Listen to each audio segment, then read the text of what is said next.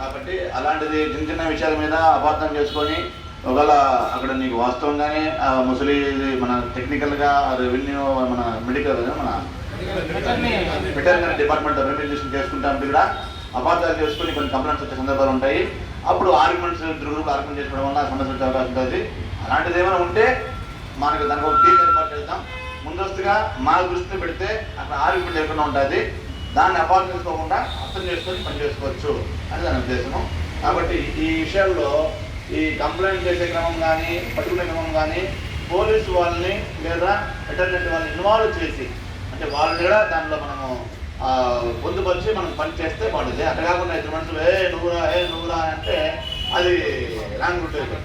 కాబట్టి అలాంటిది ఉన్నప్పుడు ముందస్తుగా మా దృష్టి పెట్టండి. మేము వస్తే ఎవరు తప్పు ఉంటే తప్పే అంటాం, ఎవరు తప్పుడే తప్పే అంటాం. అట్లా కాకుండా మీరు ఇరు వర్గాలు ఒకరికొకరు తప్పుకోవడం వల్ల అది మిస్కమ్యూనికేషన్ అయిపోతే ఒకవేళ మిస్ అవుతుంది సమస్య. అర్థం చేసుకొని మమ్మల్ని ముందుగా పెట్టుకోండి. దాన్ని జరిగిన మంచిది. ఇంకే మాట్లాడండి.